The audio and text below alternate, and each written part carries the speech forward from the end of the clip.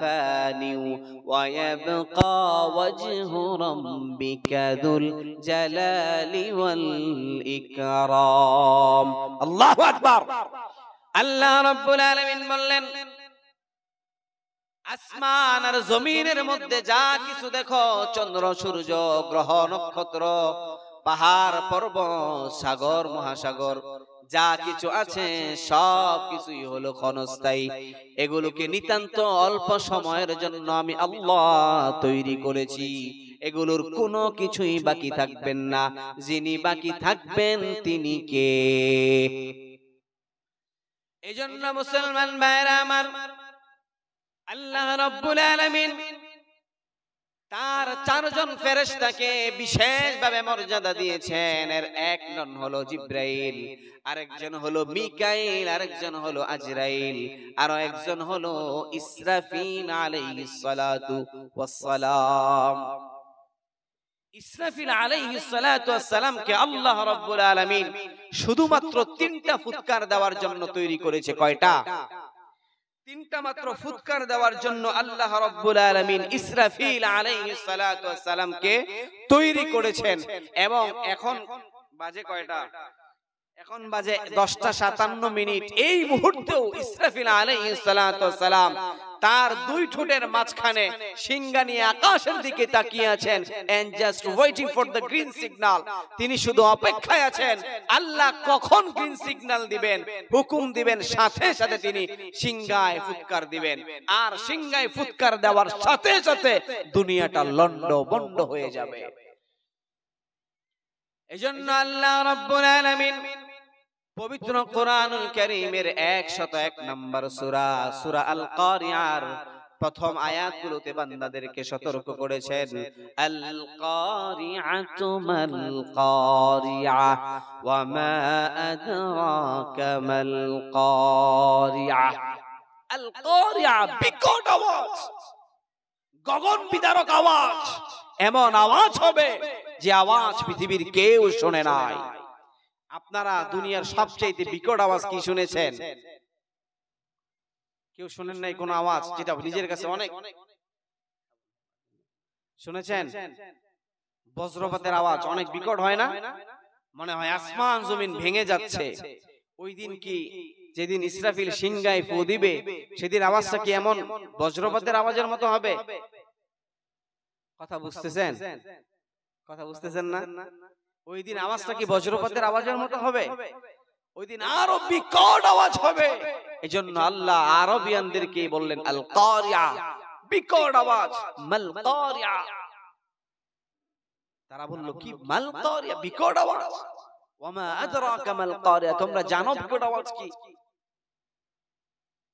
আল্লাহ রাব্বুল আলামিন এই সূরার মাধ্যমে কিয়ামতের একটা চমৎকার দৃশ্য বর্ণনা করেছেন ইয়াউমা ইয়াকুনুন নাসু কাল ফারাশিল মাবথুথ ওয়া তাকুনুল জিবালু কাল ইহনিল মানফুশ আল্লাহ রাব্বুল আলামিন বললেন যেদিন ইসরাফিল আলাইহিস সালাতু ওয়াস সালাম শিঙ্গায় ফু দিবে সেদিন একটা ফুৎকার দেওয়ার সাথে সাথে মানুষগুলো নিক্ষিপ্ত পতঙ্গের মতো বিক্ষিপ্ত হবে এই যে লাইটের মধ্যে দেখতেছেন পোকা আসতেছে দেখতেছেন পোকামাকড়গুলো ছড়িয়ে ছিটিয়ে পড়ে যাচ্ছে না আল্লাহ রাব্বুল আলামিন বলেন যেদিন কিয়ামত সংঘটিত হবে সেদিন এই মানুষগুলো পোকামাকড়ের মতো নিক্ষিপ্ত হয়ে পড়বে শুধু এতটুকুই নয় আমার যে সমস্ত মায়েরা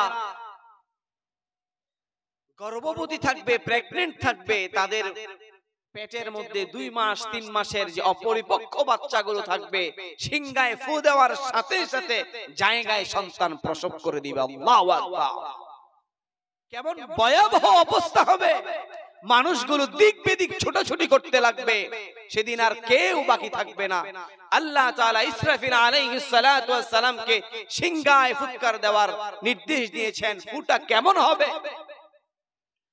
আল্লাহ রাব্বুল আলামিন কোরআনুল কারীমের 59 নম্বর সূরা সূরা হাক্কার মাধ্যমে আমাদেরকে জানিয়েছেন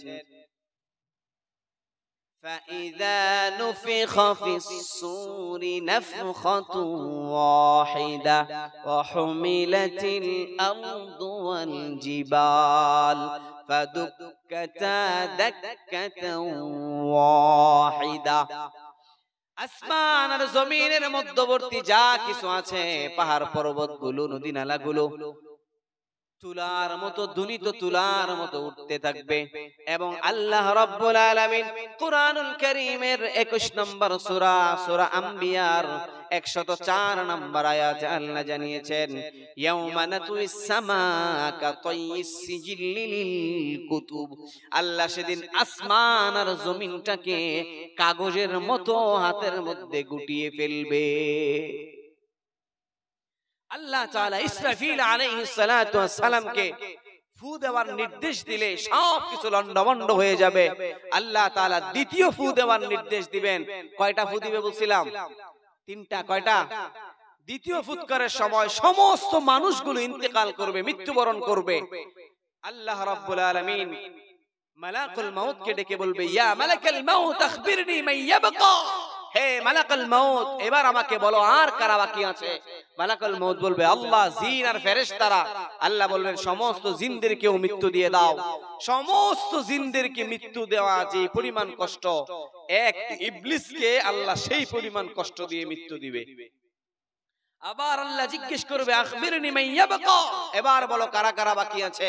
ফেরেশতা বলবে, আল্লাহ, এবার তোমার সমস্ত ফেরেশতাদেরও জান কবজ করা হয়ে গেছে, তোমার 4 জন ফেরেশতা বাকি আছে। আল্লাহ বলবেন, আমার হুকুমে যে ফেরেশতা আসমান থেকে নবী রাসূলদের কাছে পয়গাম নিয়ে যেত, তাকেও মৃত্যু দিয়ে দাও। আল্লাহ তাআলা জিবরাইল আমিনের জান কবজ করে ফেলবেন। তারপর আল্লাহ বলবেন, এবার যে ফেরেশতা আমার হুকুমে আসমান থেকে বৃষ্টি নাজিল করত, রিজিক বর্ষণ করত, তারও মৃত্যু দিয়ে দাও। মালাকুল মাউত তাকেও মৃত্যু দিয়ে দিবেন। আল্লাহ তাআলা এবার ইসরাফিলের মৃত্যু দেওয়ার কথা বলবেন। ইসরাফিলের ফু দেওয়ার কথা ছিল কয়টা? 2টা। 3টা দিছে কয়টা? 2টা, তাই না? আরো একটা বাকি আছে, মনে রাখতে হবে। তারপর আল্লাহ তাআলা মালাকুল মাউতকে সরাসরি বলবে, মুত ইয়া মালাকুল মাউত, হে মালাকুল মাউত, এবার তুমি তোমার জান কবজ করো। মালাকুল মাউত চিন্তায় পড়ে যাবেন, খিচুনি উঠে যাবে। আল্লাহ বলবেন, জান্নাত আর জাহান্নামের মাঝে দাঁড়াও। মাঝখানে দাঁড়িয়ে সে তার জান কবজ করে ফেলবে। এবার বলেন তো, কেউ বাকি আছে? কেউ বাকি আছে? ইসরাফিল তো মৃত্যুবরণ করছে, এবার সব শেষ। বাকি আছে কেউ? কেউ বাকি নাই। এবার আল্লাহ রাব্বুল আলামিন বলবেন, ইয়া আরদু আইনা আশজারুকি, হে জমিন